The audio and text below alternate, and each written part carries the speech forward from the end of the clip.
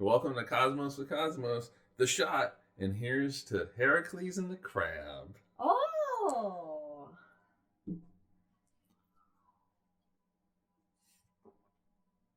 I mean, it's smooth, but chocolatey. very. Our story begins with one of the greatest Greek heroes. Oh, yes. Heracles. Okay. Or Hercules. Hercules. Heracles is the Greek version. The Greek pronunciation. All right, so Heracles was driven to madness by Hera. And in that insanity, Classic. yes, in that insanity, Heracles murdered his wife and children. Yeah, Well, that happens. don't fuck with the Queen of Gods. Devastated by what he'd done, Heracles prayed to the god Apollo and found out from Apollo's oracle that... Is it because of his sunny disposition? Sorry, continue. You may continue. Found out that the only way to atone for this is that he needed to serve Aristaeus for 12 years for punishment of the murders. Yes, but in addition, he needed to perform 12 labors. A labor a year. Yeah, and he had to perform 12 labors that were so difficult they seemed impossible. Oh, that's why they took a labor a year. Yeah. So, luckily, though, he did have some help during these 12 labors. Right. He had help from Apollo and Athena. Cheating? What? Is that cheating? And a little bit, Okay. yeah. And there's actually some cheating that goes he's on. already a half god. I mean, right. you know. But he also had a little bit of help from his nephew, Iolus. Aeolus.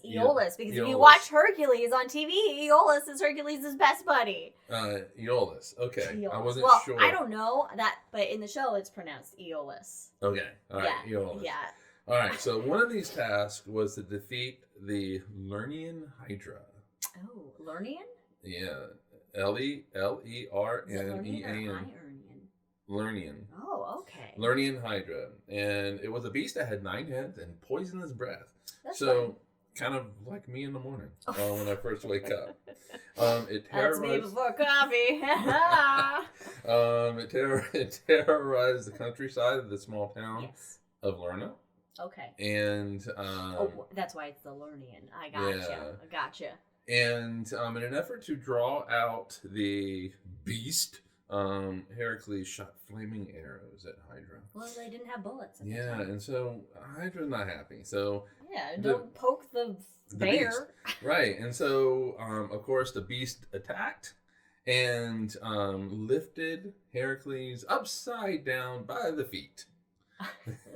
That's gonna be just emasculating. Yeah, but Heracles has some fight left in him, and he bashes one of the heads of Hydra, and to his surprise, 2 heads spring back. Classic. In fact, this is the classic. This is where it comes from. Right. So, Heracles is like, what do I do? But he has a little bit of help, and it's his buddy. What's his buddy's name? Aeolus. He helps by every time Heracles would bash a head, Aeolus would put a torch up to it and prevent 2 heads from growing. Oh, cauterize. Yeah, cauterizing the neck. Exactly. However, though, Hydra had a little help.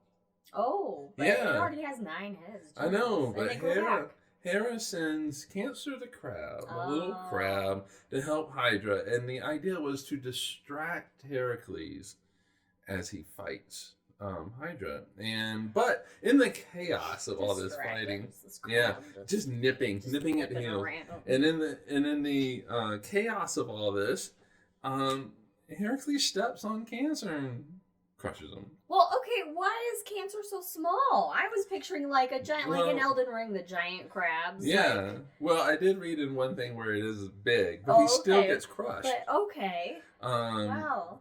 Okay, and so to honor the effort by Cancer, Hera placed Cancer up into the stars. You did good, crab. You did good. You did good. However, you weren't successful in your task because Heracles did prevail over Hydra in the end. And so Cancer might be up in the sky, but Hera put him in the sky where there's no bright stars. Oh, and what a backhanded compliment. I know. And God. Cancer is actually the dimmest of the zodiac constellation. All right. So even though it's dim, it does have some pretty interesting things Yeah, in that it. doesn't mean dumb. Dim doesn't mean dumb. It doesn't mean dumb. The most famous thing in Cancer is the Beehive star cluster. Okay. What? I forgot. No, it's not. It would have just been perfect if the Crab Nebula was in Cancer. Oh, Crab, yes. But it's not. That's in Taurus. But no, this is Messier object number 44, M44.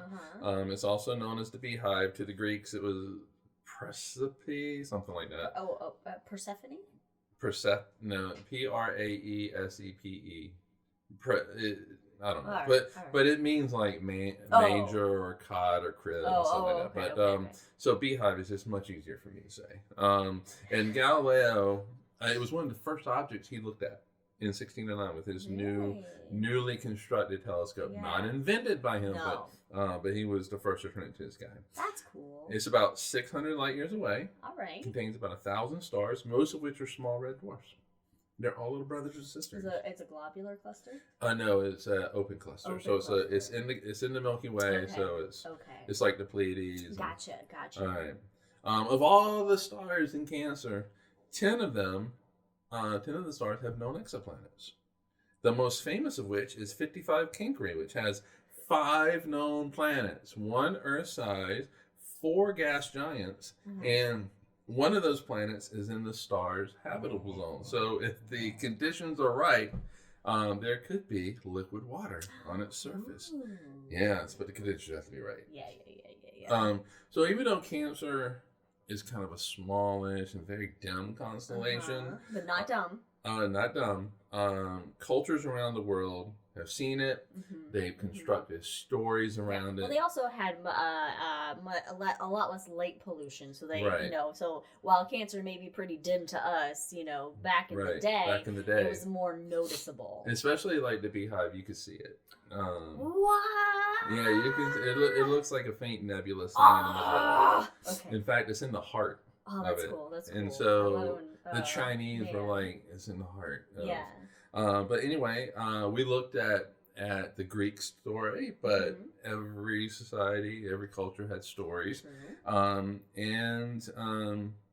is the story of Heracles and the crab. And thanks for joining us. Check us out on all the things and check out all of our shots. Check out the main show and cheers, everybody.